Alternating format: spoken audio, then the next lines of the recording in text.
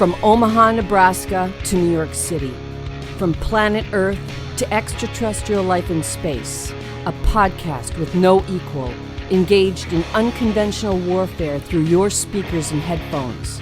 This is a show about embracing the suck, conquering your demons, and finding God in the face of adversity.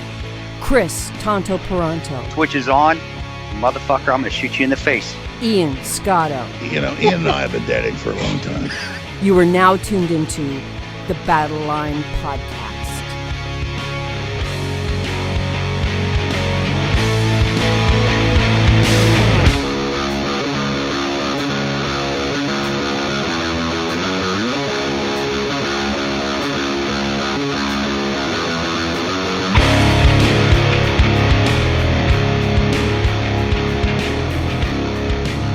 The Switch is on, Battleline podcast, and yeah, every week on this show we usually interview special operations military veterans and guys in the special operations community, as you will see from the description. However, I've been looking at recent guests on the show, and it just so happened to be this way. We didn't really plan it this way. It's been a lot of conventional Marines, and they've all been great guests, but Corporal Rob Furlong is coming on the show. Record breaker for longest kill shot at 2,430 meters, which is 2,657 yards. And if you're someone who reads into the special operations community and keeps up with this stuff, you have heard the name Rob Furlong. I certainly did many years ago.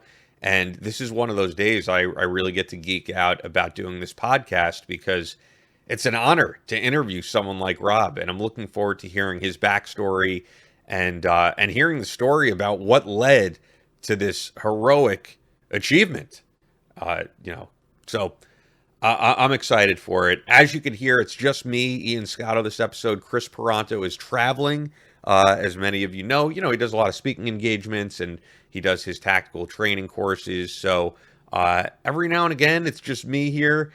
And hopefully you enjoy it. The law is basically we got to get a shot every week. So every now and again, that means just me and a guest.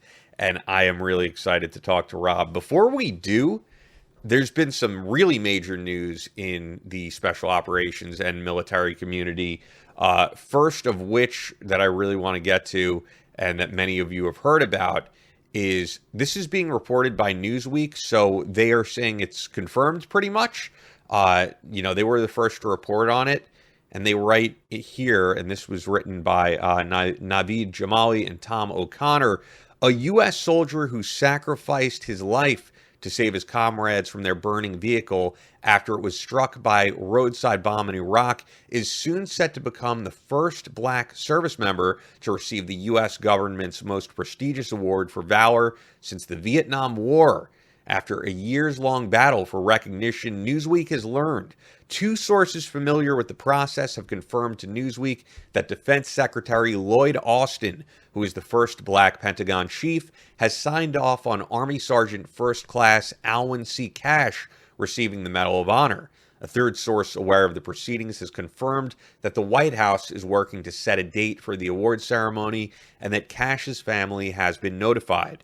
Cash, 35, was serving with Company A, 1st Battalion, 15th Infantry Regiment, 3rd Infantry Division outside Samarra City in central Iraq on October 17, 2005, when his Bradley fighting vehicle ran over an improvised explosive device that tore through the BFV and ignited its fuel cell. Without regard for his personal safety, his posthumous Silver Star Award citation reads, Cash pulled the driver from the vehicle after having already suffered minor injuries and then rushed back inside 3 times to extract 6 trapped soldiers and their Iraqi interpreter as his own fuel-soaked uniform caught fire. You can read more about it.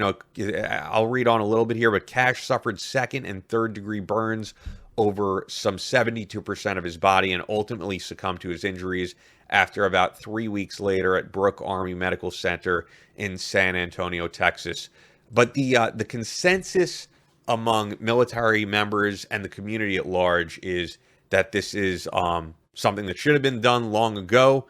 Everybody seems to agree this is a hero who truly who truly deserves this honor. And if you read Chris Peranto's last book, which was The Patriot's Creed, he wrote all about Alan Cash. So, not just a shameless plug, but honestly, you should pick it up and read a little bit more in depth, because Chris does, just taking a sip of my drink here, Chris does go more in depth about what Cash went through. So I'm sure his family,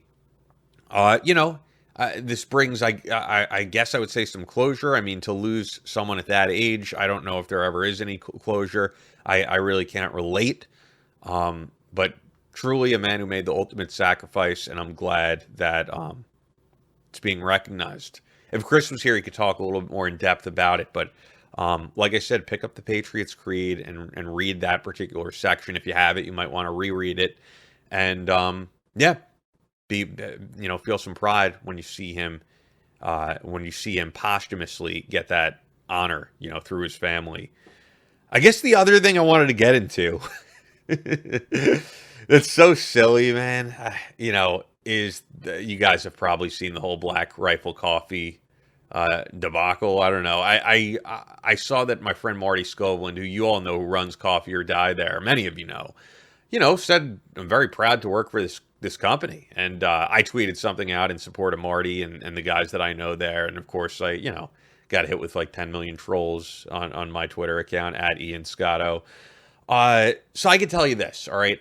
I know, I don't know the Evan Hafer, the CEO of Black Rifle Coffee, but I hear great things about him, through Chris and others. But I do personally know, because of the Coffee or Die magazine, Luke Ryan, who you've heard on the show, and Marty Scoveland. And I can tell you this, they're truly honorable guys. So for those who don't know the backstory, I mean, you can really read the New York Times article that they did kind of a spotlight interview on Black Rifle Coffee. And I don't know if I'm sounding too New York there. Coffee. It's like coffee.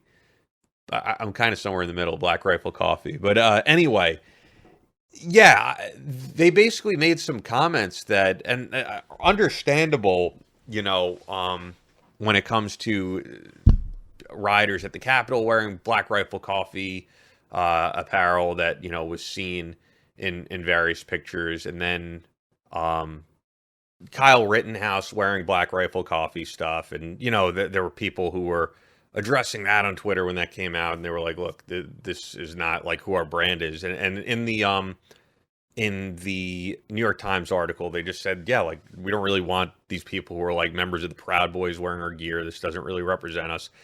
Personally, I understand where they're coming from, knowing Marty, knowing Luke.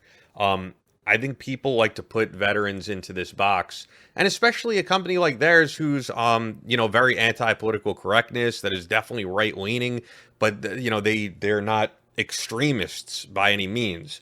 So I think if people put them in this box of right-wing extremism, that is not who they are, as someone who personally knows those guys. And if you listen back to our episode with Luke Ryan, like, Luke is a great guy who does great reporting for Coffee or Die, and has an amazing story of growing up in all these different places all over the world, and is a guy who truly cares about doing accurate reporting about things going on all around the world, and not just in the special operations community, but in terms of foreign policy and other things. And like, if you follow Luke on Twitter, you know that already. Luke is not some extremist, so that would not come as some type of a shock. Marty Scoveland as well is a great guy who I've wanted to have on the show before, but he's been so busy because he just had a kid, and it's like, how dare you have a kid? Your priority should be coming on Battleline podcast. I'm sure we'll have him on at some point, because he's been a friend of Chris and mine for many years. Plus, I will always feel bad for the fact that I once recorded an entire 2-hour show with Marty, and it didn't record. It wasn't my fault. It was one of these recording software issues. But point being, these are guys who served as Army Rangers, and they're going to be criticized by some people who like to cosplay on the weekends like they're Army Rangers and say that they're woke activists or something, and it's completely ridiculous and not the case at all. Marty is actually a guy who does his best and does an incredible job of getting both sides of any story that he's working on. Case in point, when he did an incredible story in the Dakota Access Pipeline, and he actually went there on the ground. He's not someone who just read about it, and he wanted to get the opinion of protesters, of Native Americans, or of people who were on the opposite end of the spectrum, and because of that, he got a really accurate report done. But I can tell you this, beyond anything connected to him in a professional way, Marty is a guy who put his entire career on hold when his dad had ALS, and he said to his dad, or his dad either had it written down already, like, what is everywhere you want to go on your bucket list while you're still here? And Marty took, I believe, like a year off, because I remember I was there, like when he visited New York City, for example, and he took him all over the world and got a chance to see everything that he wanted to see before he passed away, because he knew that his time was ticking, having ALS. And I got to meet Marty Scoveland Sr., and he was a tremendous guy, and he had such a great attitude towards life with the predicament that he was in. So that's the kind of guy Marty Scoveland is. So that's what pisses me off more than anything, more than the politics of it. If you disagree with me, whatever, I don't care. I'm not going to lose sleep over it. But what does piss me off is anyone saying these guys are anything, those particular guys that I know, because I can't speak for anyone else, but those guys that I know, that they're anything less than honorable, because they are. They're guys who truly care for this country, and they take pride in where they work, and I understand that. And this has nothing to do with the brand at large, because quite honestly, I've never drank Black Rifle coffee. They're not a sponsor of this show in any way. I don't really care if you buy their stuff or not.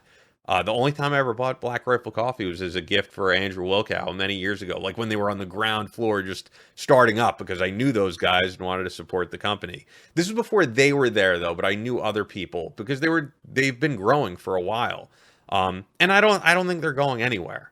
I think this is just, one of these issues that's the big thing on Twitter for a week, and things will go back to where they were, and they'll actually probably gain some new drinkers or people who check out their merchandise and that type of thing.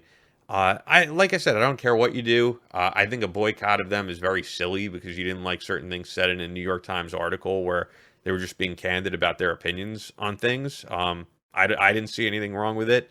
I know there's certain like particular things in the article that may have been taken out of context, and people know the slant of the New York Times, but whatever. Buy their stuff, don't buy their stuff. I don't really care in that sense, but I just want to tell you that Marty Scoveland and Luke Ryan are friends of mine. They're guys who are welcome on this show anytime, and I have their back. I have their back as people because, like I said, truly honorable and good people. With that, I know what you guys are here for. And it's what I'm excited for, so I'm not doing a super long intro.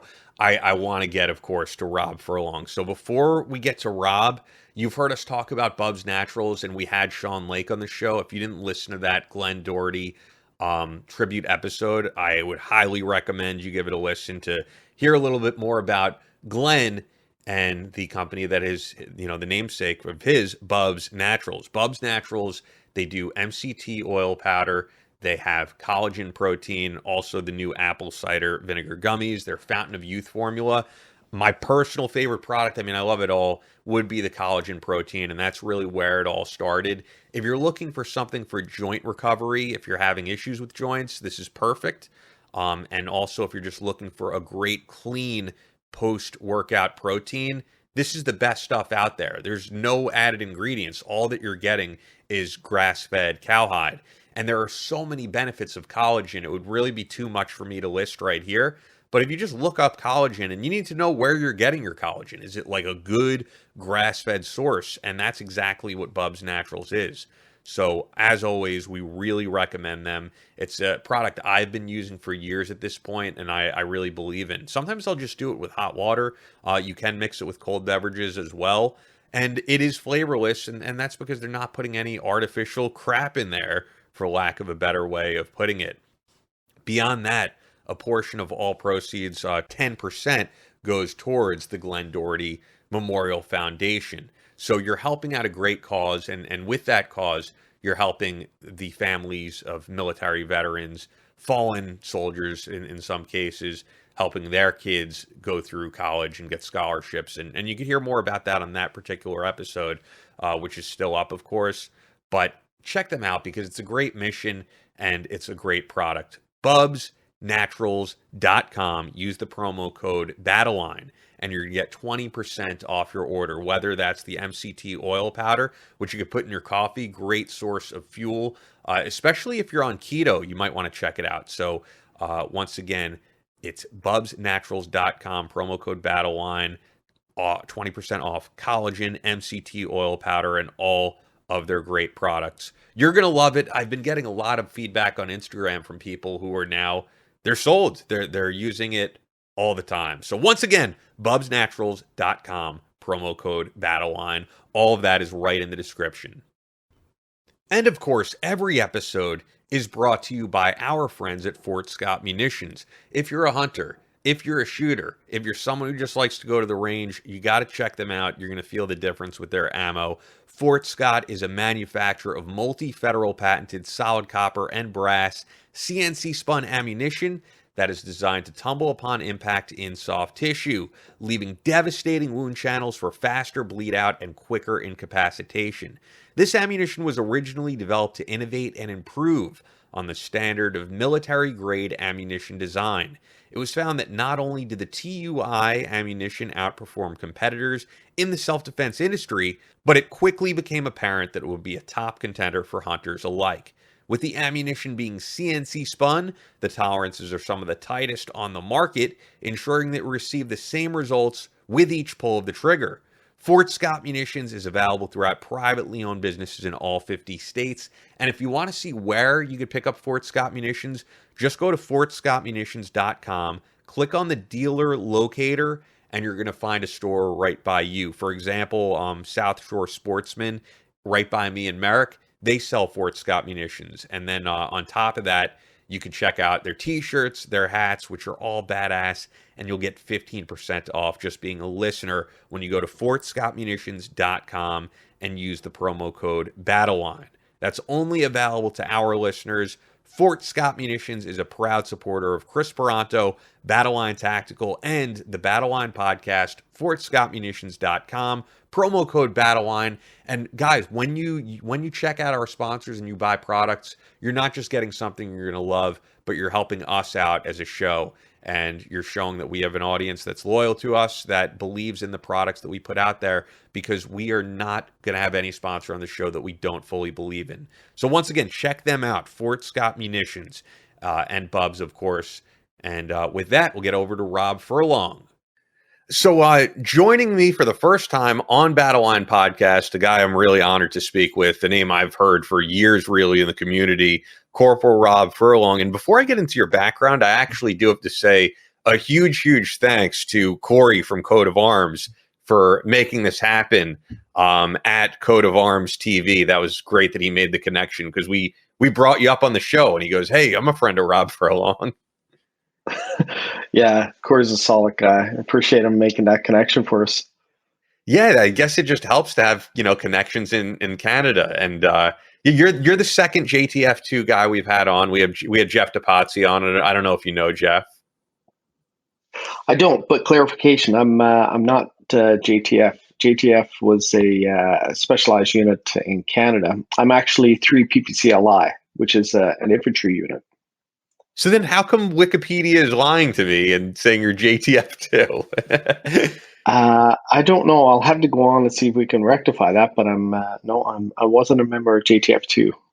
Have you ever seen that? Because now I got to pull this up and because this is just really strange. If you look up longest sniper, no, it says, you know what, I have it wrong, because it does say third. You know what, I'm getting confused because there are several guys in JTF2 who have that record. So 3rd Battalion, Princess Patricia's Canadian Light Infantry, Canadian Armed Forces. So I'm the one who has this wrong. Yeah, no worries. So the current I'd say what the mix up there is the current record holder is a stud from JTF2 there with like 3,400 or 3,450. Yeah, it's just amazing. Good on those guys. It is crazy. So yeah, I have that part wrong, but record breaker for longest kill shot at an amazing 2,430 meters, 2,657 yards with a Macmillan TAC 50. You held that from 2002 to 2009. But the interesting thing is the record prior to you having it was Carlos Hathcock in 1967 in Vietnam. So that was a record that was held for decades until you broke it, and I remember your name being all over the community because of that. Yeah, I mean, it's a comparison that I've seen before between our team and Carlos's accomplishments, but you got to be fair in comparing apples to apples, and what we accomplished, although a feat. It's really hard to compare what Carlos did because he did it with such rudimentary equipment, and then he's kind of the godfather in the long range community and pushing the long range program, we'll say, especially in the United States. So um, definitely not a man I would compare myself to for some of his accomplishments and the persona around White Feather. But yeah, it's an honor to be mentioned, I guess, in the same sentence with that guy. Is he a guy that you read about prior to getting into the military? Because I know when I talk to guys like, Nick Irving, who's a decorated sniper, he says like, yeah, this is one of those names that made me want to do what I did. So, Ian, I'm going to give you a little bit of backstory here myself, and then I'll give a little clarification as to what my answer will be, I guess. So I came from a extremely rural community on the East Coast in Canada, in a province in Newfoundland. So it's basically a rural outport fishing community. I had never known anybody who was in the Army. Nobody had ever been in the military from my family or my bloodline. Um, it was just a kid, I guess, looking for some adventure, and that's how I stumbled into the military. But I wasn't aware of Carlos prior to military service, nor was I privy to his accomplishments prior to Operation Anaconda.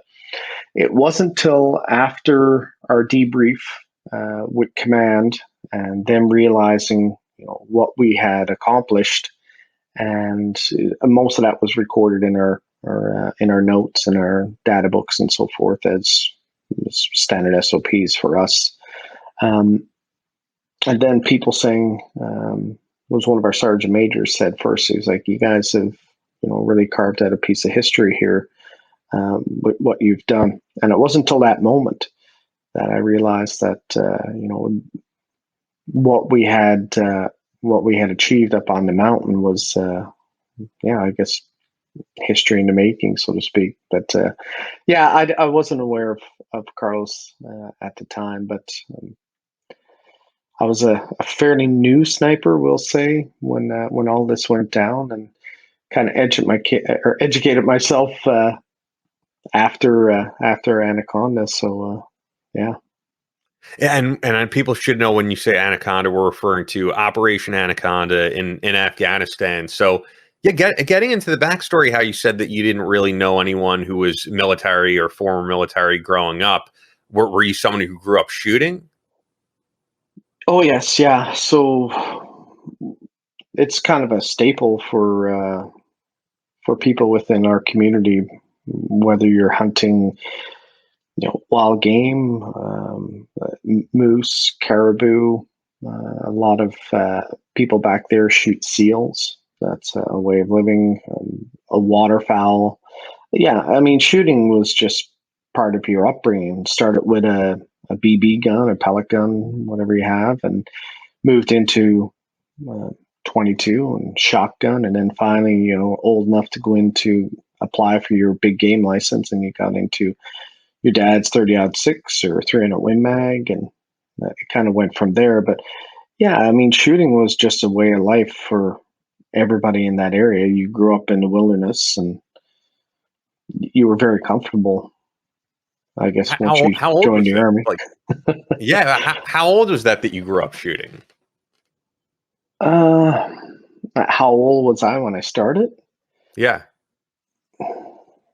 My dad bought me my first BB gun. I don't know. I was probably like grade 4 or 5. Like I was pretty young. All my buddies at the same age, they had one. It was kind of like a rite of passage.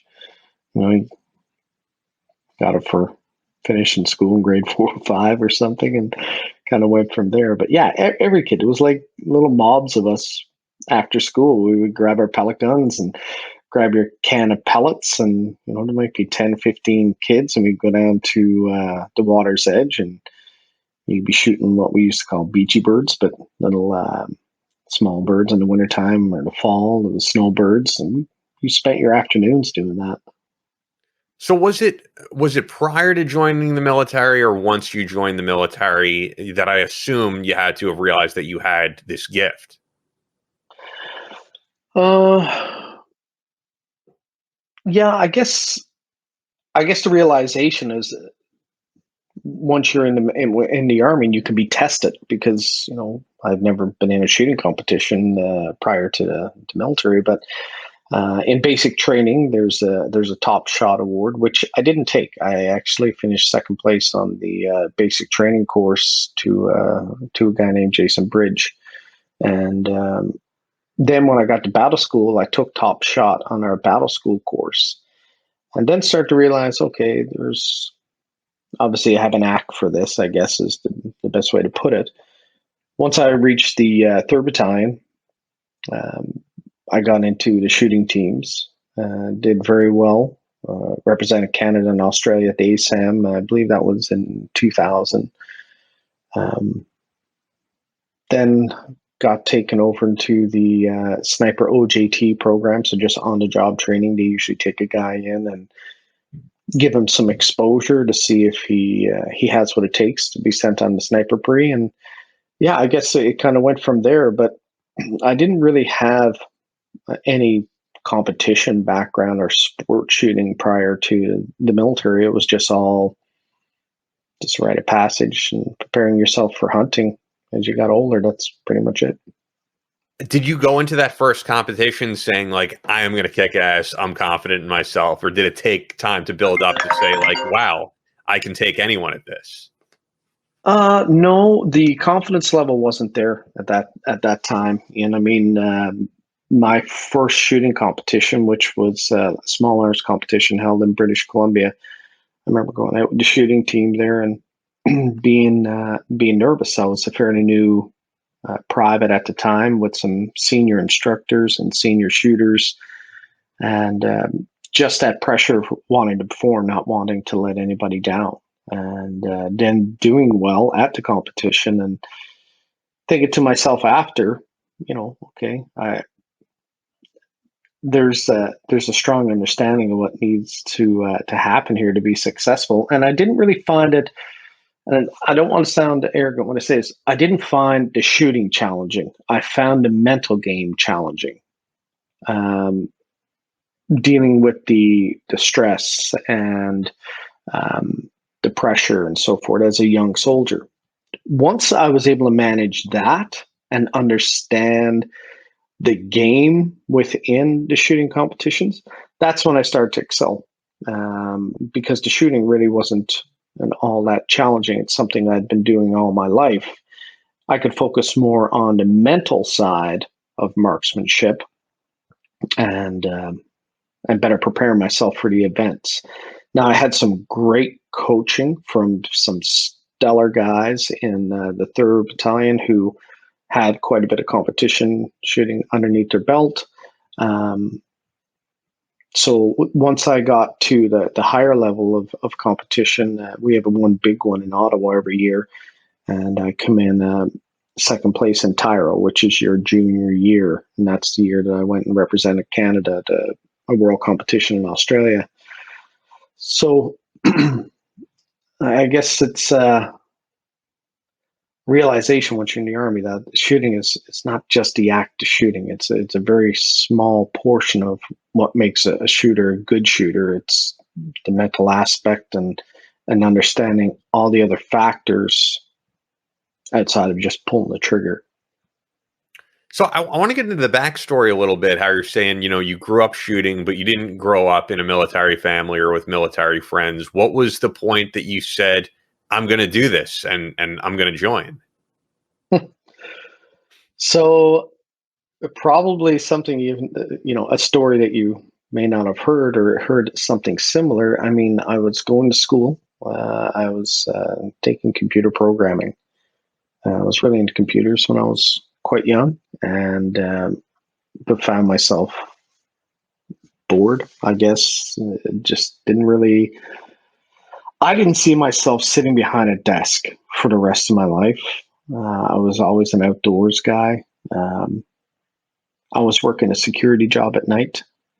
Um, I was just driving back from the waterfront in St. John's, Newfoundland, which is where I was doing the security job, and trying to get back home to get all changed up and head back in the morning, and passed a Navy guy, a guy dressed in Navy fatigues, putting in a sandwich board.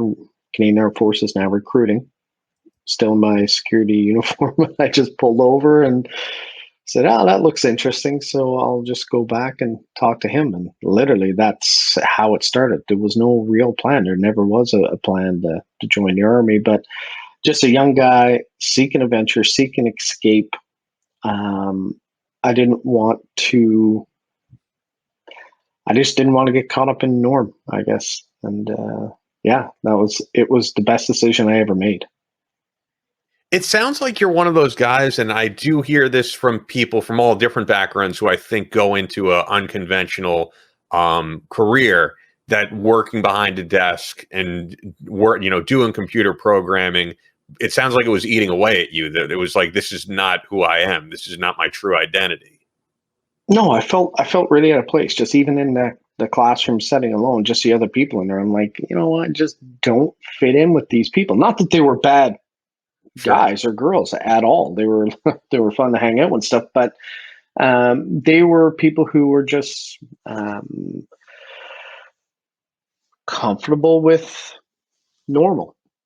And most of the guys who are from this sort of background, this military background, I wouldn't categorize as have lived normal lives. They've sought out adventure and wanted to push themselves, wanted to find out what their boundaries were. And I think at some point in their life, we're looking to escape that norm, that normalcy that people are just comfortable living.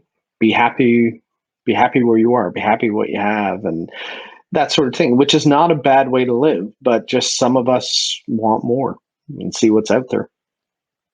Yeah, when I interview military guys, there seems to be kind of two different personalities, in that there's the people who said, "I love my country. I wanted to serve my country." Like, in a case like yours, it might be love for Canada. And then for other people, it's, no, this was kind of my own selfish goal. I just wanted to do this for myself. And yeah, that was secondary. I mean, serving your country, I don't think there's any bigger honor. Yeah. People often say, and it always makes you feel awkward, "Hey, thanks for your service," right around a Remembrance Day or something like that. And you always get that awkward feeling. It's like, hey, you don't have to thank me. You've probably done just as much for this country as I have, fixing power lines. But it is an honor to say that you wore the flag, and especially in conflict, in combat. And yeah, it gives you that special feeling. But no, I could never sit here and say that I joined the Army because I wanted to defend my country. That came eventually as being a member of 3 PPCLI when called upon after 9/11, and I gladly jumped at that opportunity. But I'd be lying if I said that was why I joined the Army. I joined the Army because I was looking for an adventure. Would you say, like, among civilians, the military is looked at differently from a Canadian perspective than it is here? I think here, especially in the current war, we always talk about the Vietnam guys who came back and they were spit on and called these terrible names and stuff. And I think now that that's kind of over. There's certain parts of the country where the military isn't as respected, and there's some that absolutely love and adore our military.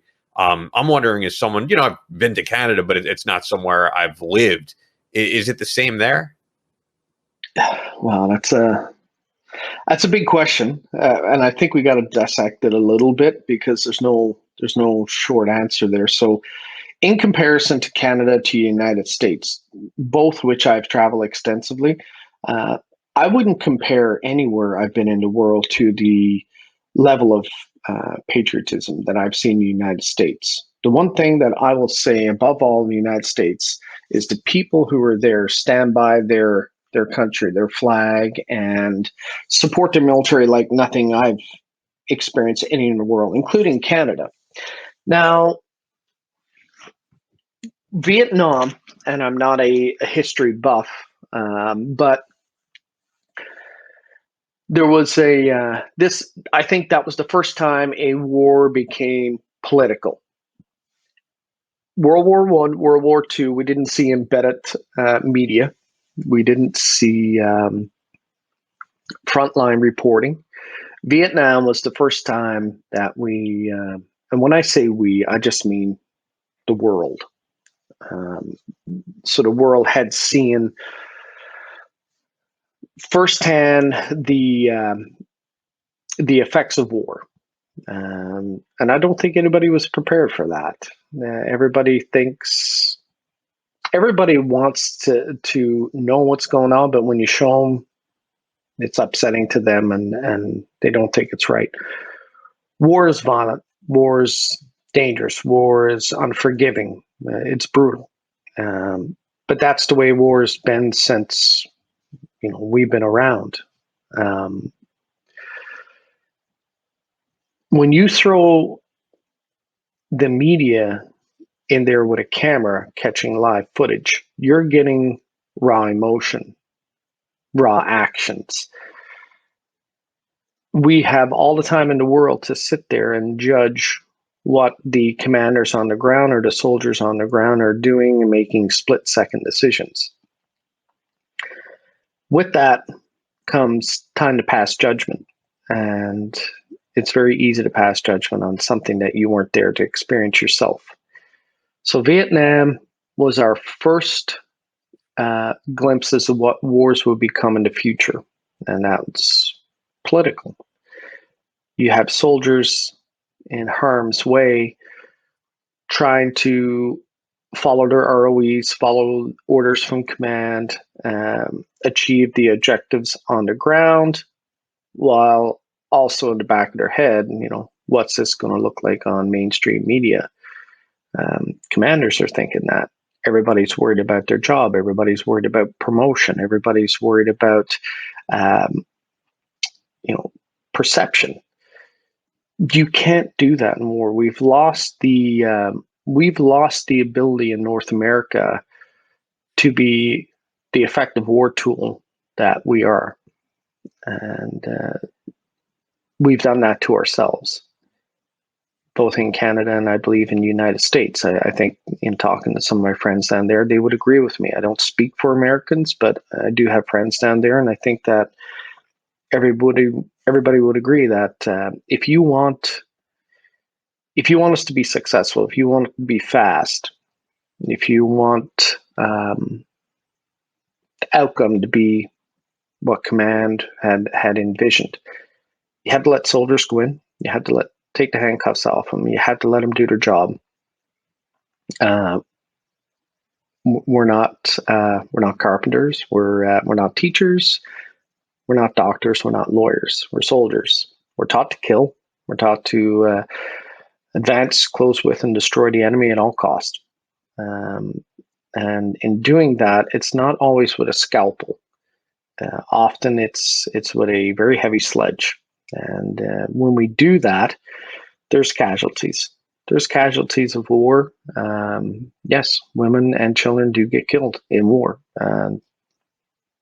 That's part of war. And I think when a country makes a decision to go to war with an entity, a terrorism group, or another country, that's known. There's a certain percentage put in there for civilian casualties because we've politicized it and we've allowed cameras onto the front line. What do you think that they focus on? They focus on the small percentage that percentage that we realized that was going to happen anyway. But that's what media wants. And I mean, I have friends in media. I'm not coming down on media. That's their job. They're trying to tell the story. But let's be honest. Gore, drama, conflict, controversy creates ratings. Ratings create viewership. Viewership creates sales and money, and that's what they want to focus on. Let's not look at the 99% of effectiveness of the soldier on the ground. Let's look at that 1% of error, or not even error, a risk that we knew existed and we knew what would happen because we fight war with a sledgehammer. We knew that there was going to be casualty. Let's focus in on that. And that's just one example that I'm using.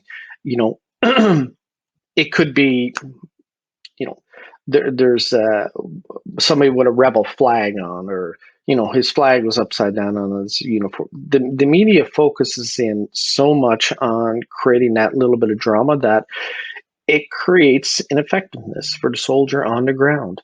And that's what's hurting us this day and age. So to go back to your question, when the guys came back from Vietnam, they were the first ones to experience the distaste for conflict that was portrayed by the media. Unfortunately, they being the first, the military didn't know how to deal with it. There was no system. There was no support. A lot of those guys suffered through post-traumatic stress disorder, all on their own. Nobody knew how to deal with them. It was a real sad situation. I think it was a great example for all militaries around the world to look at and say, hey, we never let this happen again. There's a lot of lessons learned. And kind of better themselves. The only thing that I've never understood since the Vietnam War was why the embedding of media. You want them to tell the story. That's great. You want to get the support of the people back in the country. You had it. You had the support of the country after 9/11. You didn't need media to be on the front line with the soldiers to make everybody back at home feel like they were part of the efforts.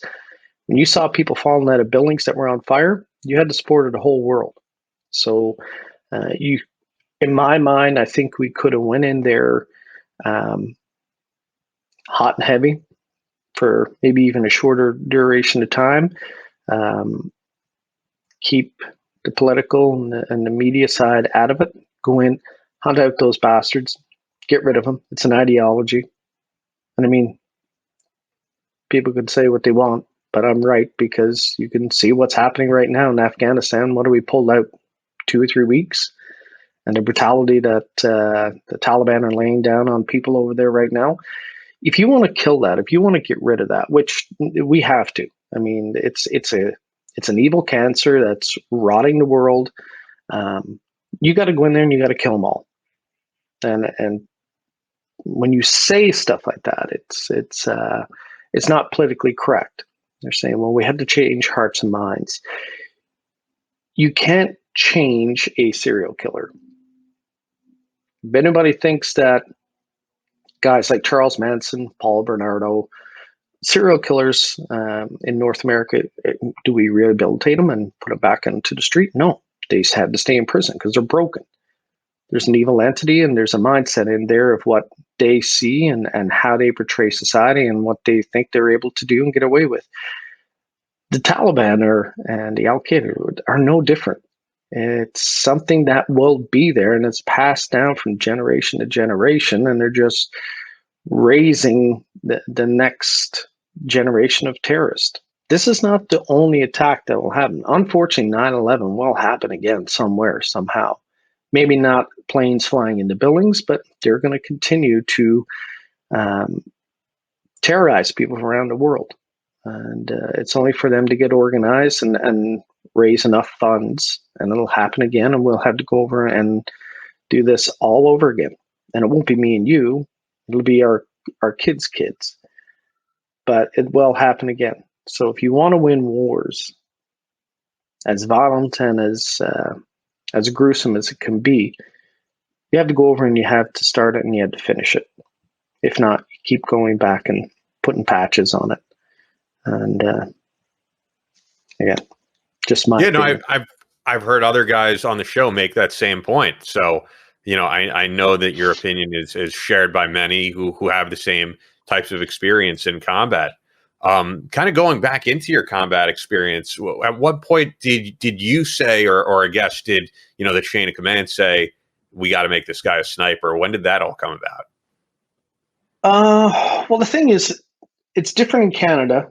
Our chain of command in Canada, involving the sniper program and the sniper community, our command is only non-commissioned members, and they report directly to the commanding officer. So there's no officer in charge of that unit. It's just your master sniper, who's a non-commissioned member.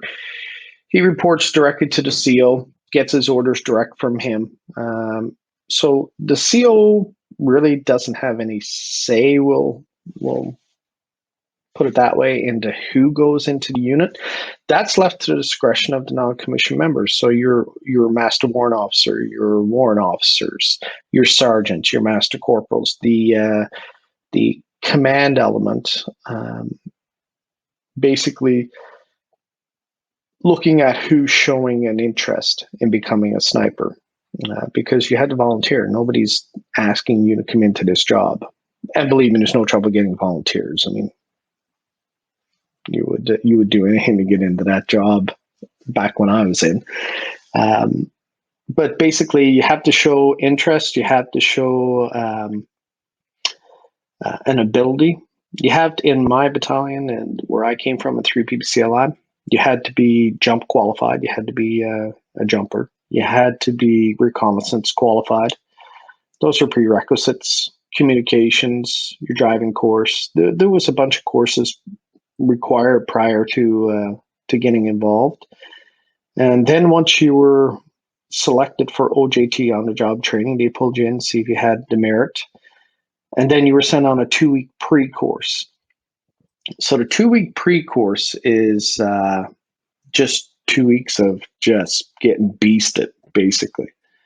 And if you make it through that, then you're given an opportunity to go on to the 10-week sniper course.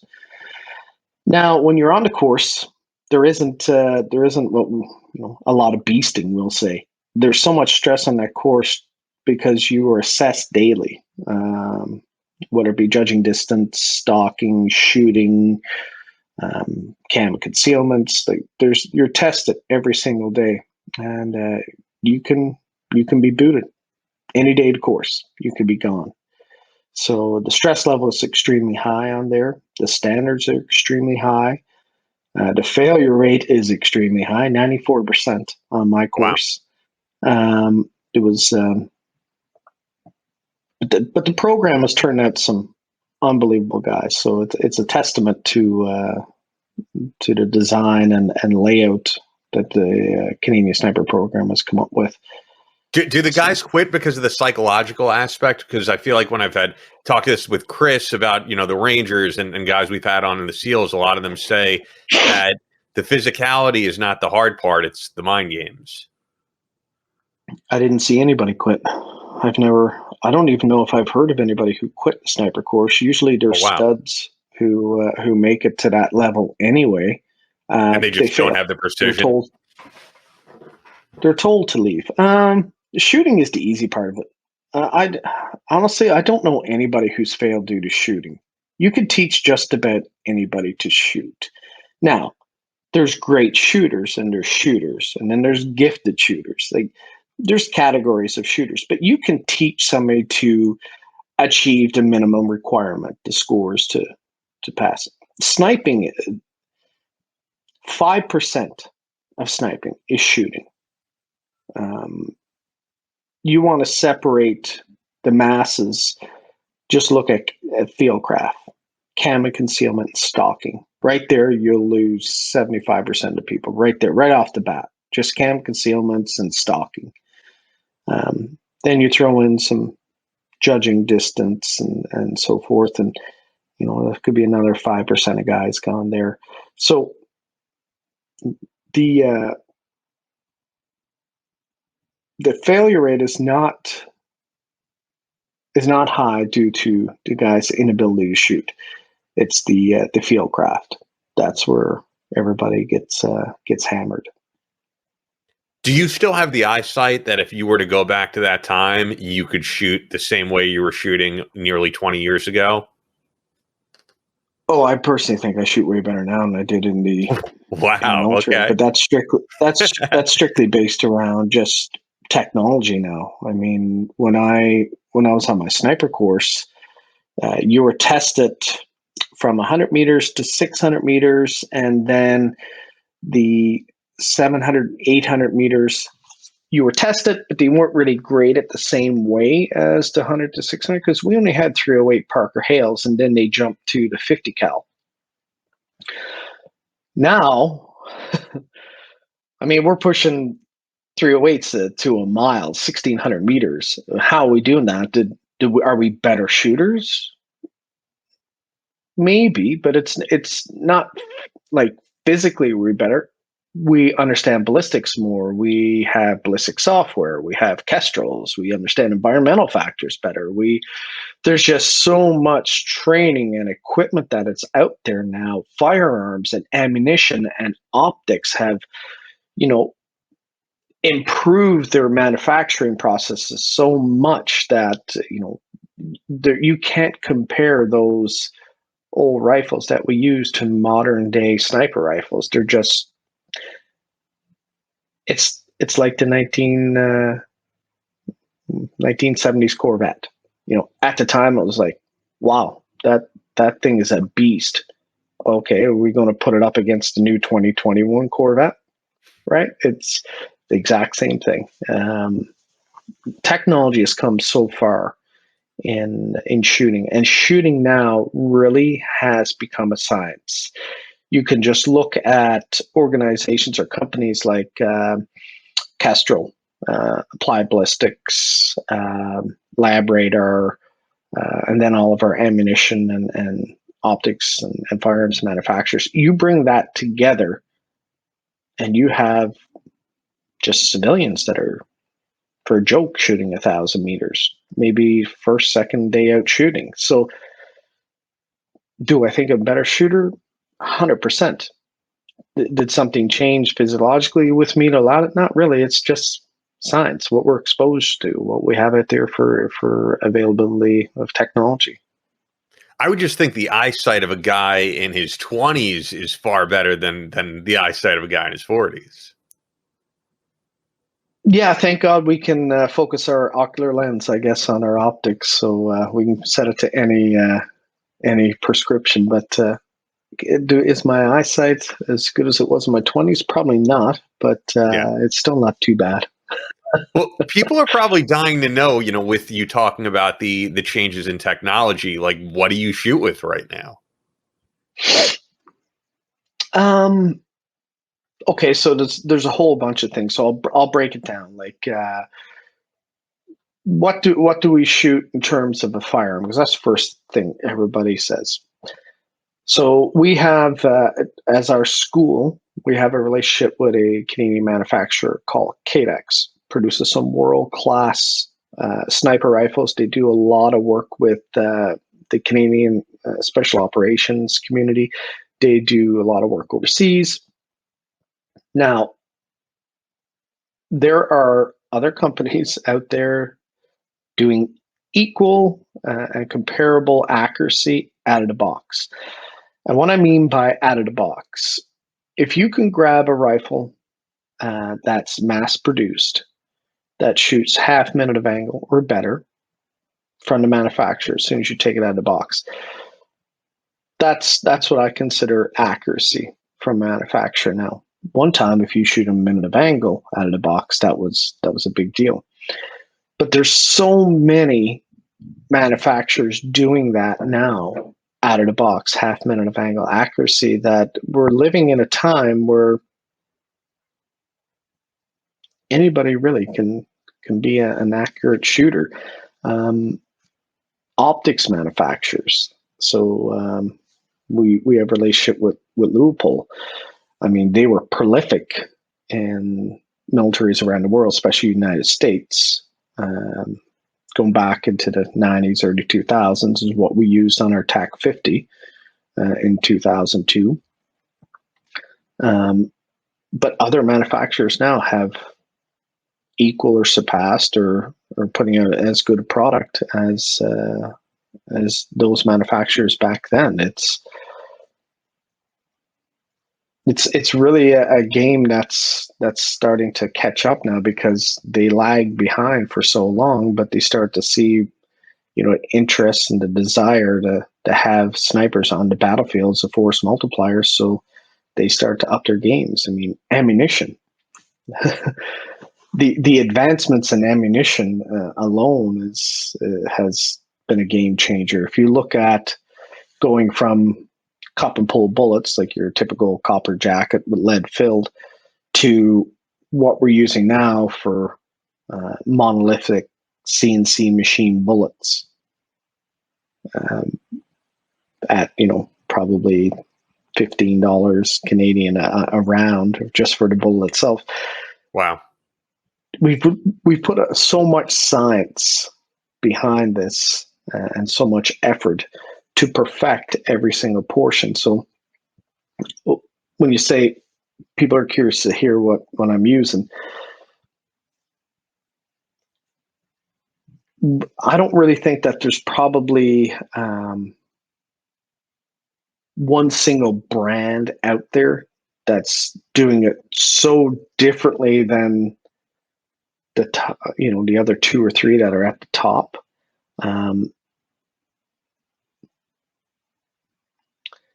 Is there I don't want to mention a whole lot of brand names, but in optics, there's probably three major manufacturers that are right now putting out the top glass in the world, and don't really get focused in on the glass itself.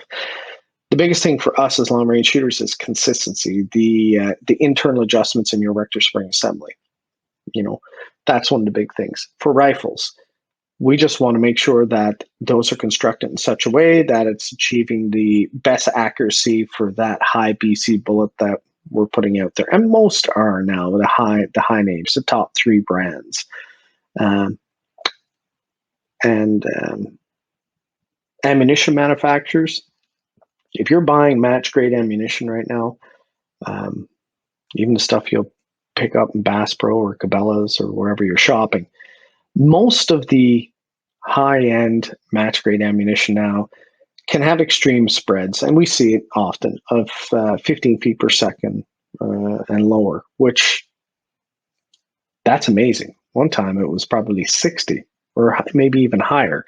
So you don't have to be this high-end shooter with a $20,000 setup. You can go out now in the store, literally probably spend $5,000 on your scope and your rifle and pick up a box of match grade ammunition and be achieving the level of accuracy only wished upon by us back in 2000. So yeah, I don't want to say that you need XYZ to be successful, but there's lots of readily available equipment, ammunition, and optics out there for people looking to get into this game.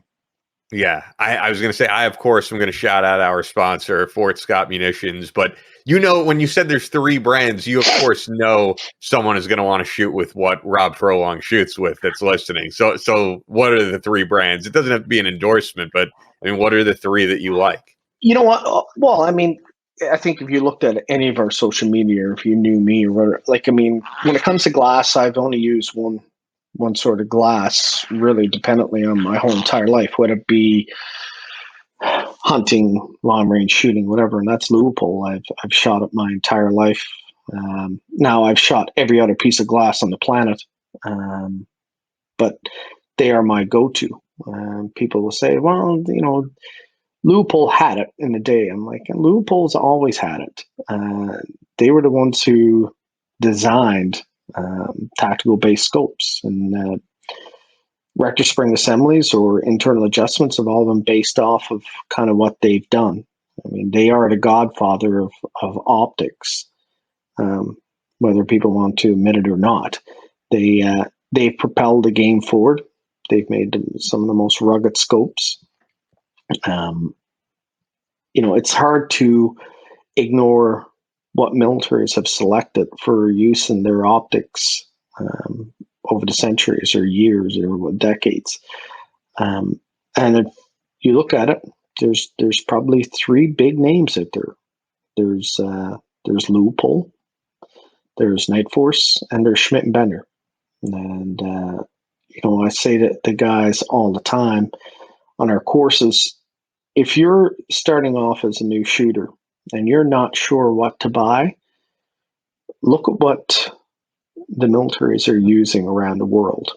They put millions and millions of dollars into testing. And, there's a belief out there, well, the military buys the lowest bid. They might buy the lowest bid when it comes to buying tires for their vehicles. They may take the lowest bidder for a uniform or something, but I've never seen them take the lowest bid for an optic or for a sniper rifle or for some specialized equipment. When they put out these requisitions for equipment, and I can only speak to Canada, but I'm familiar with the U.S. process too as well. It has certain things it has to achieve. So if you look at what the three prolific names are for the Five Eyes community, what they're using around the world, that's a good indication what you probably should be buying. That's cool. Well, this is probably what the audience really wants to hear and what I want to get into, of course. Take us back to Afghanistan, March of 2002. I mean, I would love to hear the story of that day, that shot, and what happened.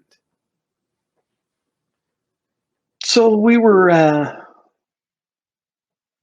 based out of Kandahar at the time, and our orders were to hold the line with the anti-Taliban force. So we were out. When I say we, there was 6 Canadian snipers broken up into 2 50 cal man teams, 2 3-man 50 cal teams, and we had a warrant officer at the time, Warrant Primer, who had kind of bombed out to the tower, and he was in his Humvee. He was coming out and seeing us, and we figured, well, it's a bit odd. We're not really expecting a resupply today. And when he arrived, he said, all right, guys, pack up your stuff. You got to go in and see the CO. So at that point, we figured, something's up. Commanding officer doesn't ask you in for lunch or anything. So we figured we're getting some sort of orders. So when we went in, it was real brief, nothing detailed. There was going to be an operation happening. We were the only 50 cal snipers in country, and our assistance was requested from Rock 6, who was the commanding element on the U.S. side and on the ground. That was pretty much about it. We were going to be in a mountainous terrain. Let us know what kind of equipment you guys would want. And you're going to be operating at extremely high altitudes. We're going to have some experts come in and talk to you who've been in this terrain before, and so on. So we had about a day and a half of prep. So then we were air transported to Bagram. And once we got into Bagram, we were like, oh, okay, well, this is obviously a different game. Because when we left Kandahar, conventional forces, we land in Bagram, and it's just all SF. Just specialized units from all around the world. Some guys dressed in plaid shirts and jeans, walk around with like Russian-based firearms. So some really high-speed units. and we get taken over into an American tent lines and told, okay, this is where you're going to be sleeping. Lay your kit down here.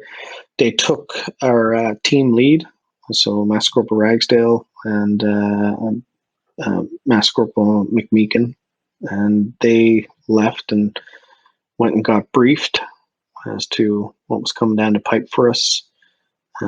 They came back, give us a little bit of intel as to what to expect, and then we got a time for orders. So in Canada, with the sniper community, it's a little bit different.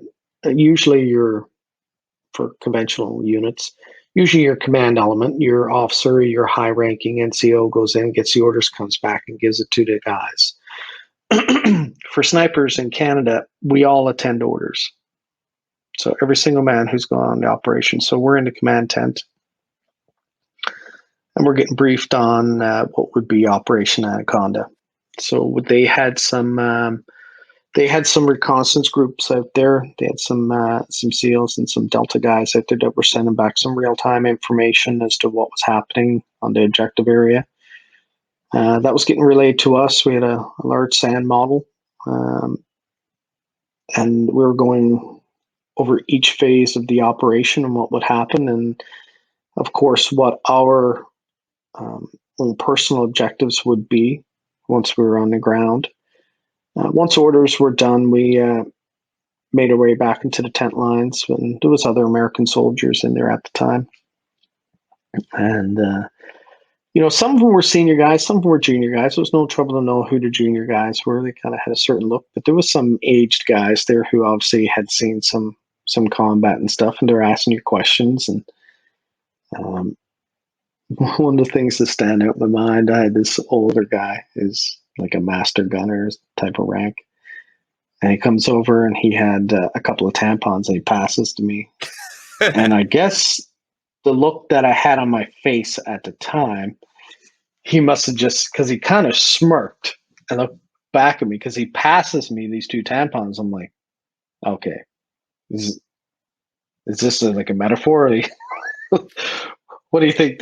He looks at me and goes, hey, for bullet holes. I'm like, oh, okay, gotcha, yeah.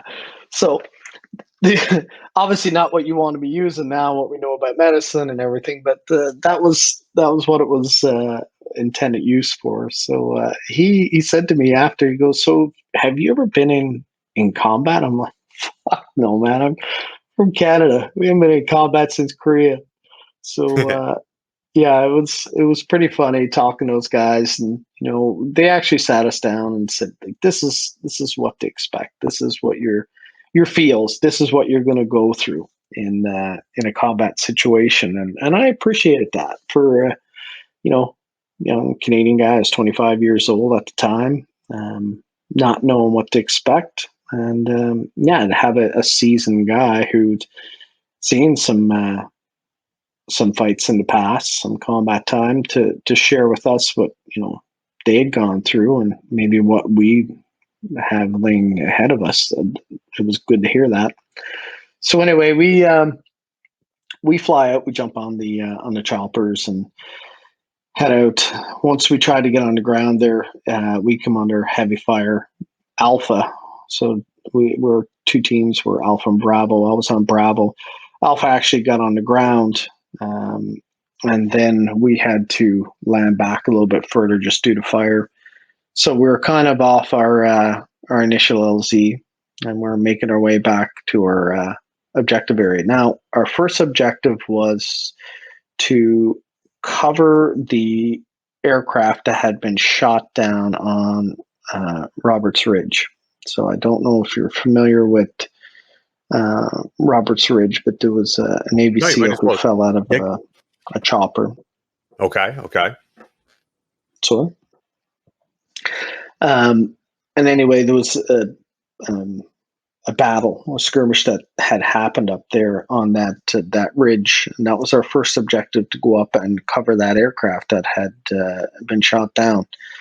So we're making our way to that objective area, and as we're getting closer, of course, with snipers, we do listening halts. So we move tactically. We used the ground to cover our approach, and it's not just head down, march forward. Like we're very specific on how we move because we're small teams.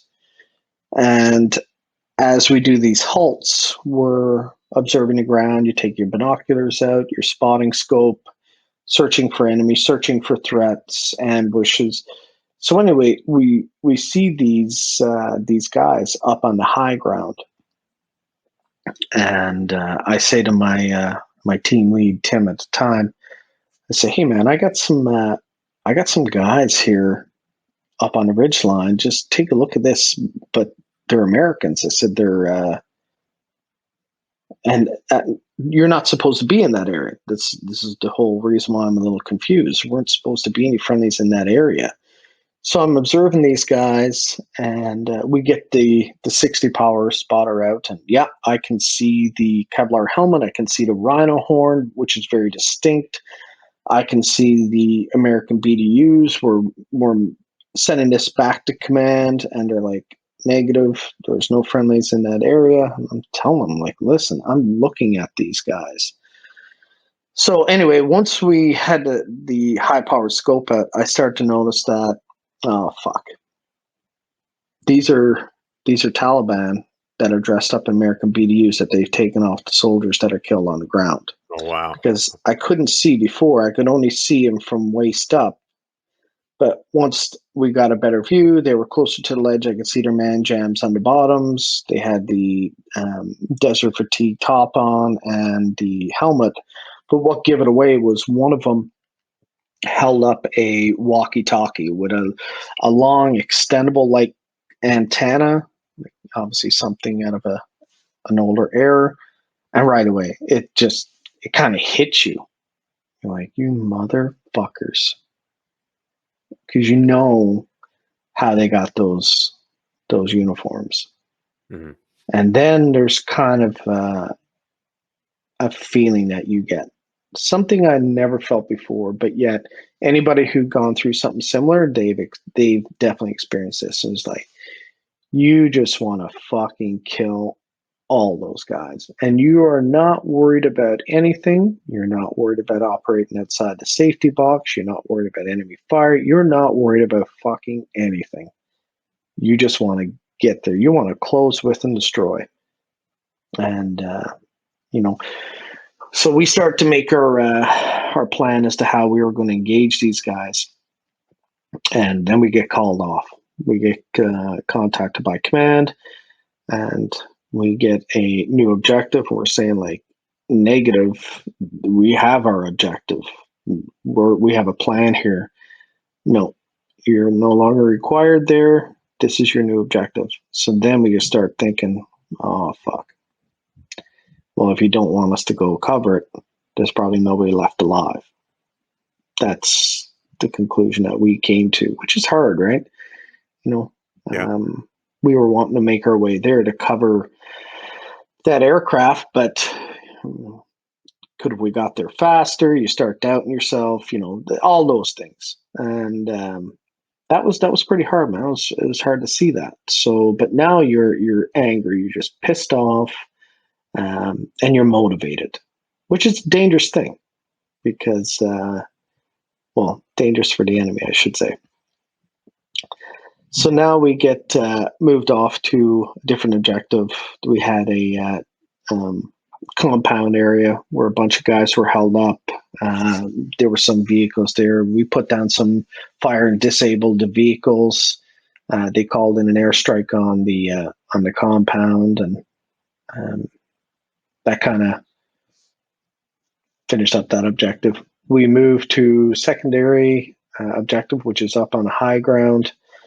And now it's just about nightfall. So we're losing light, and we get hit, and we get hit hard. We get hit hard by Dishka and mortars. And this is kind of our first engagement, our first taste of what the next few days would look like. So Tim jumps on the 50, who was my senior partner, team lead at the time. And I'm on the spotter, and Tim identifies a guy shooting behind what looks like a piece of corrugated steel, nothing heavy duty, and takes that guy out, shoots that guy. That was pretty much the engagement we had with personnel on the first day. We lost light because we got hit so hard. There was a lot of equipment left on one of the positions where one of the units had been. So we spent the night taking guys back to where their equipment were. It was, I don't remember what unit it was, but it was a U.S. unit. And we just took turns, myself and Tim, because we had our night vision at the time, go back, grab their equipment, come back to the area which guys had dug into some foxholes. So that was pretty much our first day. Now, the day that everybody, I guess, wants to hear about is it was about our third day. We've been getting hit pretty regularly by small arms and machine gun fire and mortars, and we were really trying to eliminate where the mortars were coming from. So we had identified 2 or 3 different mortar positions and have gone out and hunting those positions. Most time operating outside the box. So there was a safety box given to us by the command element and basically said, stay in this. But if we stayed in it, we couldn't get to the high ground, and that's what we wanted. So we would just go out hunting during the day type of thing and then come back in the evening and pull into a zone set up, I guess, for the friendlies, so we could actually get a little bit of sleep, and the scout platoon would do watch at night and repeat. So we had identified 2 objectives. One was to Whale's Back, and the other one was Ginger. That's what it was, Ginger. Okay. So between Ginger and the Whale's Back, there was a dried out wadi bed. So think of a river, but it's just dried out. So they were using this dried out wadi to move mortars from Ginger across to the Whale's Back train. And they were strapping them on donkeys, and they were carrying shit and stuff. And so using this as a resupply route. So we started hammering this area, and it was prolifically used. And we didn't find this until we were up on a little bit higher ground. So we were just laying the hate down on that area for a couple of days. And we'd identified towards the Whale Back 3 fighters, 3 individuals moving towards Ginger, but they weren't in the wadi. They were actually just on the edge of the wadi. And one of them was carrying a machine gun over his shoulder. And we'd identified those guys and said, okay, well, they're outside of our capability, because we'd been shooting, almost harassing fire in those areas days prior. So you're talking about 26, maybe 2,700 meters without any sort of real accuracy. So we knew we couldn't engage them at that far. So we didn't, when we just let them move into us, because they were moving pretty much directly towards us. So they started to get a bit closer, and then they kind of switch directions, and they were kind of following along like a low ridge amongst some rocks. And then we made the decision, okay, let's engage them here. So we fired the first shot, and it was a miss. Tim gives me a correction, and I fire the second shot, and Tim's reaction. And now, while Tim is doing this, and this comes to give a little bit of perspective as to what the shooter and spotter are doing. When I shoot as a shooter, I release that round. I had to do it perfectly without disturbing my position. The very next thing I'm doing when that shot is released and I've done a proper follow through is I'm putting a round in the chamber immediately. I don't look where the bullet's going because I don't care. Because once it leaves the crown, I've done my job.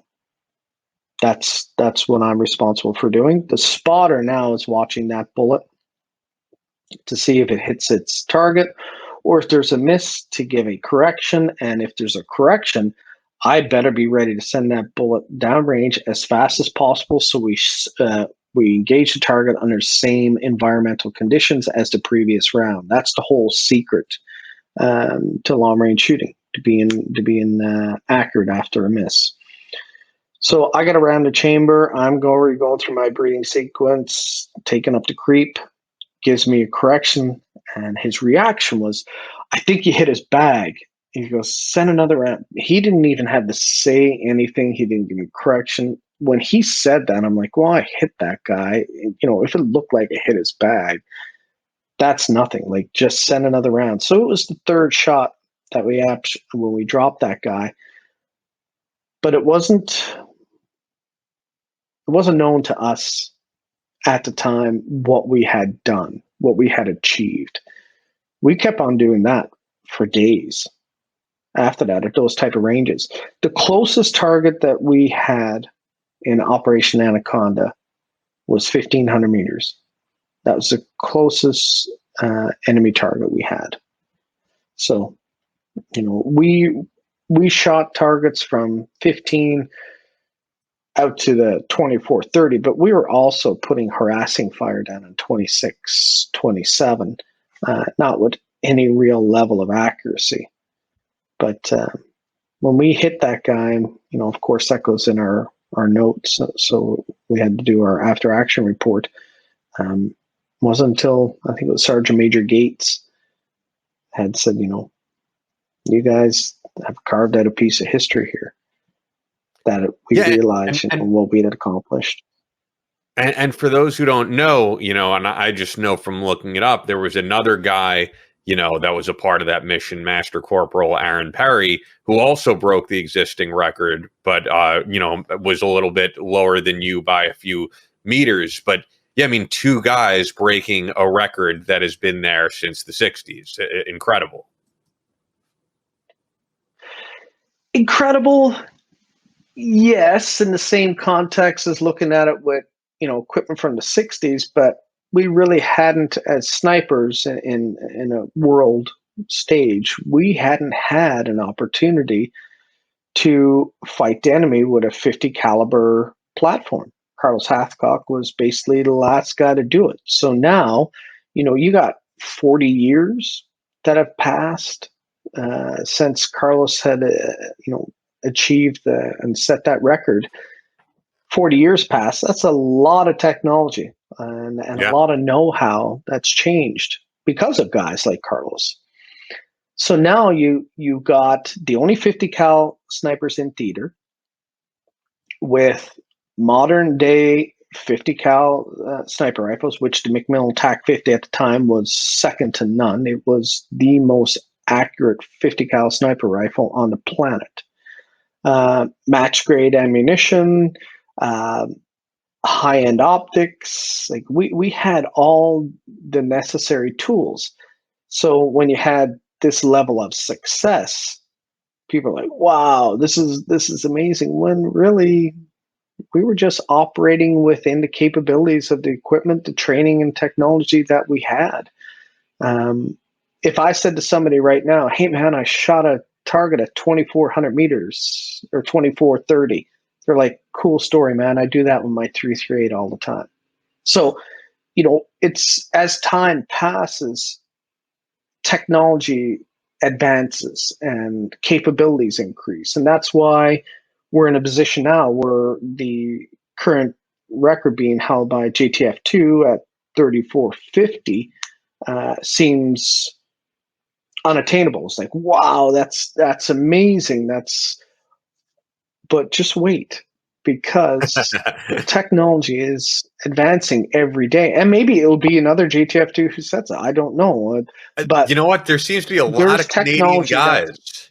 The Canadian guys seem to be, 3 out of the 5 record holders are Canadian. There's something about the Canadians. The fact that, regardless of what you're saying about changes in technology, no American has broken your record yet. And I'm sure there are plenty of guys who would love to have that record.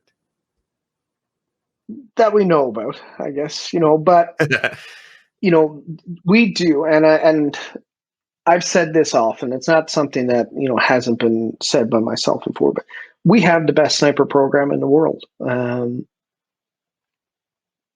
There's been a lot of effort put into this program, a lot of lessons learned. And I want to attribute a lot of that to there's been no meddling in this program. The snipers are left on their own to develop this course. It's not mismanaged. It's not micromanaged. It's not.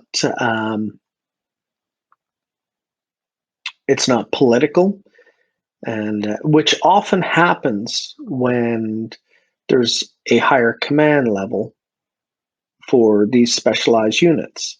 You'll get, and this is no slag on officers. I got a lot of friends that are officers, but often an officer will come in and is not qualified in that area. He's a manager, so he wouldn't be sniper qualified.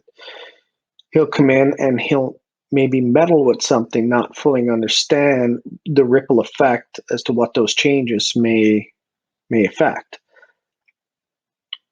Every guy who's in the sniper school, every guy who's in the sniper program, whether it be from acquisitions to rewriting PAMs to training, they are all non-commissioned member snipers. They're guys who were raised in the cell right from a kid, right from a private or corporal all the way up to when they become a master warrant officer. When you have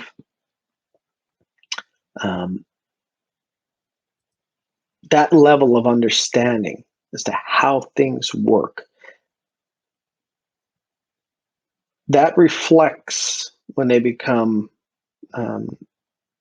commanders within that group. They understand what it takes. And there's another thing in the sniper community in Canada that I think has really helped us, is the willingness to learn, the willingness to change as equipment advances, the willingness to take constructive criticism. And the guys are amazing at it. Like, there are no egos in that group. There are a lot of alpha males, but there's nobody in there who goes, yeah, fuck that. Like, I don't need that. We're always wanting to learn, always asking questions. So they want to advance the program, not just for themselves, it's for the future. Like, there's almost like a reputation that program has now, and guys want to keep it on top. And they'll do that by talking to every other unit around the Five Eyes community. They'll look at what equipment is out there. How do we better ourselves? And they want to keep that alive. So I just think we have a stellar program. I've trained with a lot of snipers from around the world. There are some amazing shooters out there too as well. Don't get me wrong. It's not like we're years and years ahead, but often what you see in the Army in Canada in the sniper cell is once you become a sniper, that's kind of what you do for the rest of your career. It should be. It's not, but it should be its own MOS. Yeah, when you say that you didn't know right away, you said earlier that you didn't know right away what you had done. How long was it until you saw, wow, I broke this record that's been here for decades?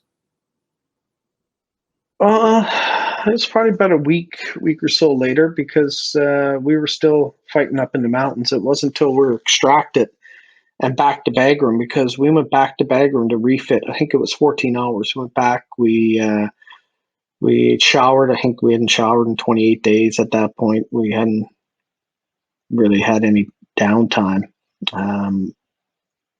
So we went back. We did our debrief.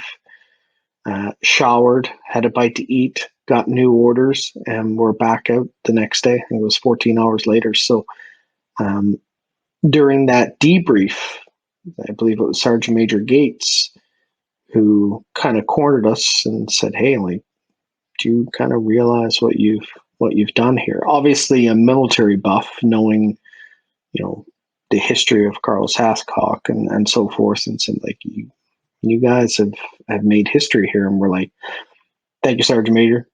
Right. And then off to the next job, and didn't put a lot of thought into it. But what happened, this goes back to what I said earlier about having media around. Yeah. Media started to, hear whispers of this. But I bet you it was a month later, if not longer, before questions start to get asked. Okay, can we talk to these guys? And, is it possible to interview these guys? And we're like, fuck, we don't want to talk to anybody, because one of the things in the sniper community in Canada is you had to be anonymous. You can't have, we don't have, well, I don't know now, but back then you didn't have social media. You didn't want your picture anywhere. You never told anybody you were a sniper. And by the way, I'm your just career going to say that. Yeah, I was just going to say that's indicative of the guy who holds the record right now. We know he's a JTF2 sniper. We do not have his name, identity, none of that. Yeah. Yeah. And he's active. That's why. I hope it does come out eventually, so that guy can receive his accolades, and not just him, and I'm not speaking for him, but I'll speak because I've been in that position. But it's not just a shooter, right? It's you, your spotter, your security. It's a team. So I hope that him and his team get the accolades that they deserve. They've really, put Canada, we'll say, back on top again, so to speak. Mm-hmm. But in Canada, in the sniper community, it's kind of frowned upon, to advertise yourself as a sniper, so to speak. But once you're out, it's fine. I mean, you're not active. But that was what we feared in 2002. Once we were asked by the command element, okay, would you mind giving a couple of interviews and stuff? And we're like, fuck, man, we don't want to. And so they said, okay, well, we'll use aliases and stuff. And then fucking eventually it just leaked out anyway. So this goes back to my thing about not fully supporting having media on the ground when you're fighting a war. Yeah, and this is also pre guys like Chris Kyle, who came out with these, amazing books that did tremendously well. So I'm assuming, and you obviously could, respond, but that it didn't really cross your mind of like, wow, I could write a New York Times best-selling book about this. I could, I could become a superstar in the community, basically. Yeah, I guess it just wasn't my thing. I mean, it's not like it hasn't been talked about, and not like I haven't been approached on it. And so, I don't know, just never got there. I mean, and let's be honest. I mean, the Canadian community, it's a Canadian guy puts out a book. It's not going to be as big as when an American like Chris Kyle puts out his book. It's a massive community in the United States. I mean, if nobody else anywhere in the world bought the book, only Americans, it still would be one of the most successful books in the world. You have a massive population, and it's there's just not a lot of books that kind of been published by people outside the United States that have done all that well. There's a couple of them, but not many. Most of them are just American guys who've published their story.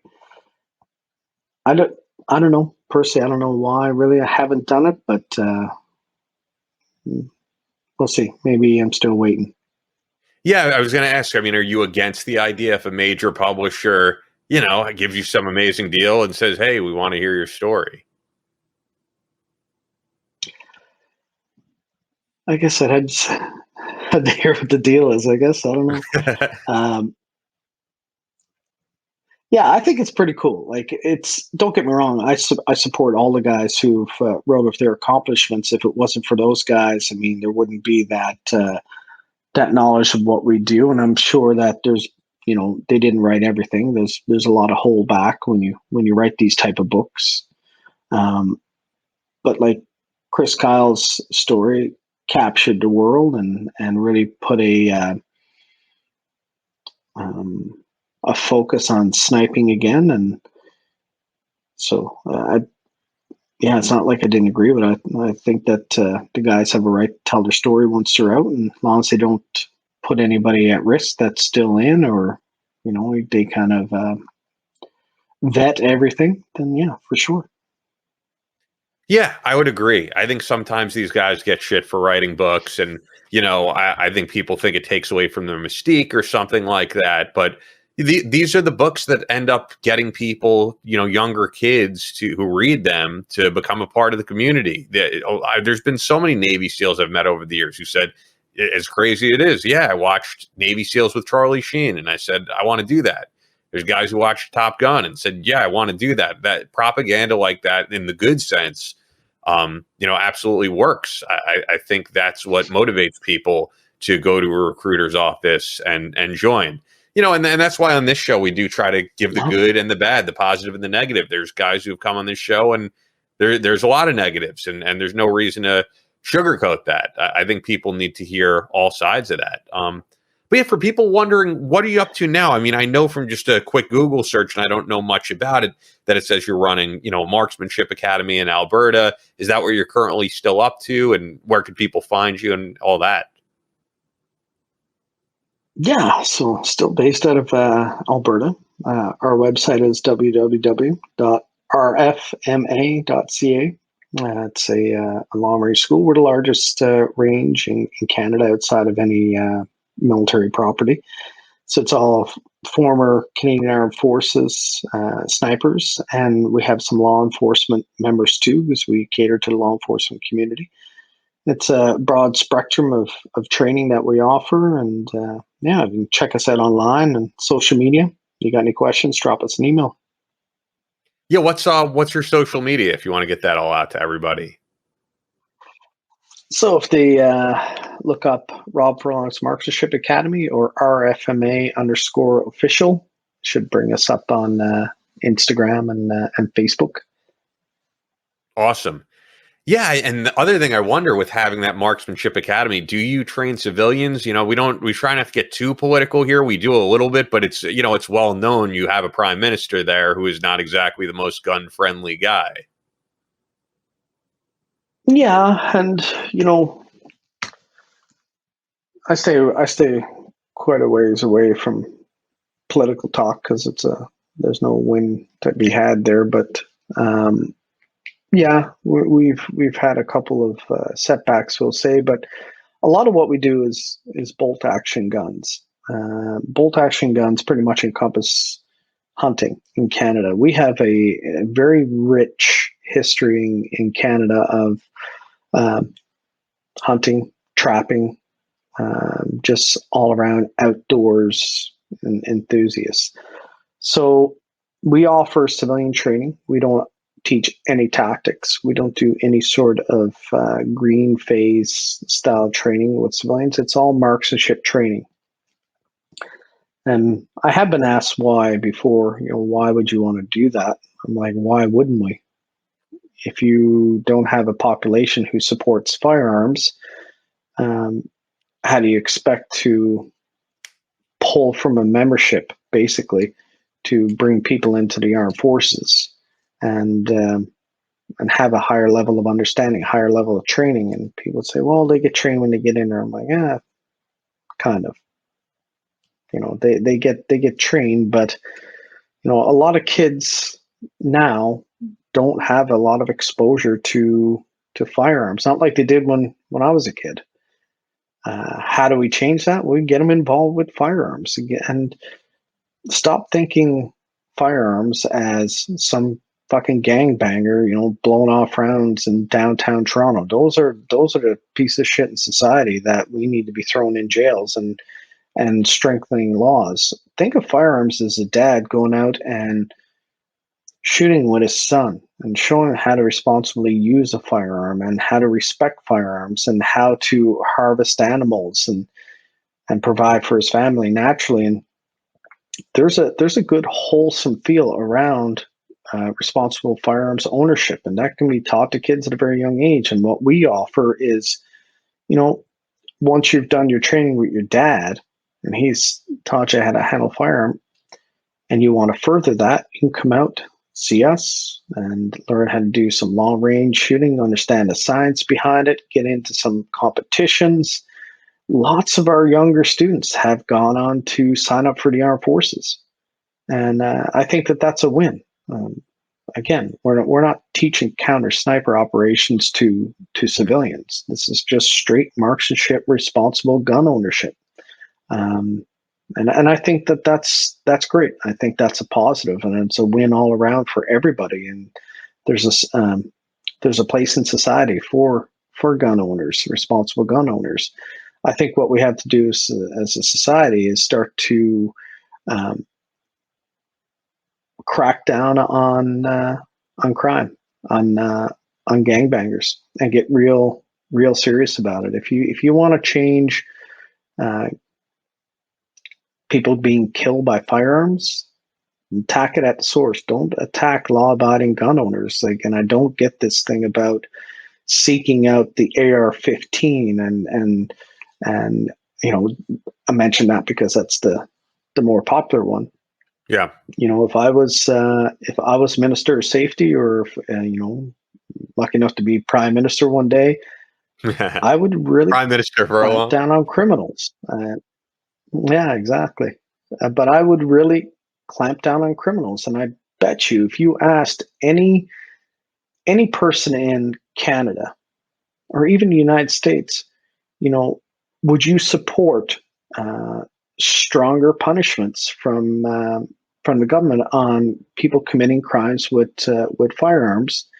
It'd be overwhelming. Yes, I don't think anybody would say no. I don't believe in punishing anybody who kills somebody else with a firearm. So there's a lot to be said about having stricter laws. If this goes right back to our conversation at the beginning, and having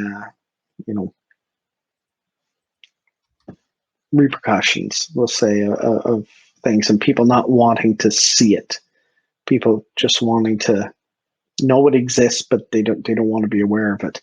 There's a huge problem with organized crime. I mean, I worked in law enforcement for 10 years, and there's a massive issue with drugs and gangs and firearms in our country. I'm sure you guys experience something similar, but until you have serious repercussions, it'll just keep going.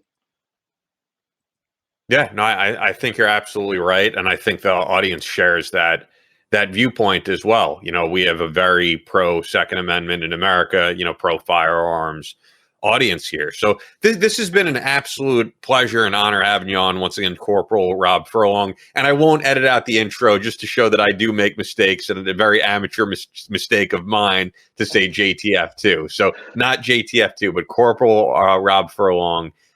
This has been awesome, and I think our firearms enthusiast audience is going to really gain some pointers from you just from this hour and a half that you stayed with me.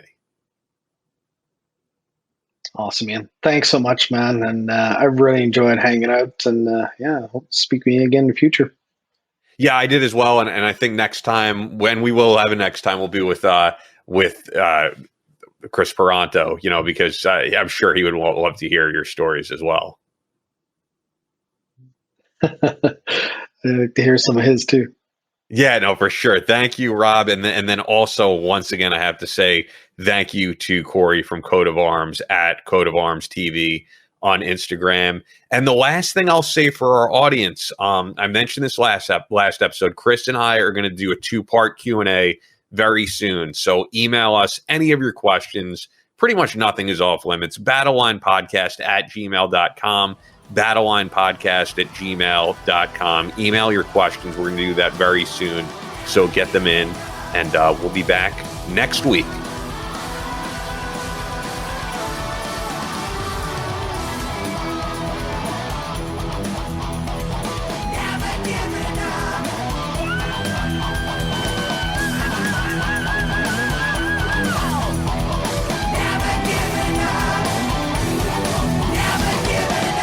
That's all for this episode of the Battleline podcast, but we'll be back on Monday with more American Straight Talk.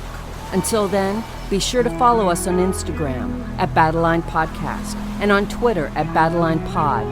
To sign up for future Battleline tactical courses, go to www.christantoperanto.net. Believe in yourself. Face all challenges head on. And as always, never quit.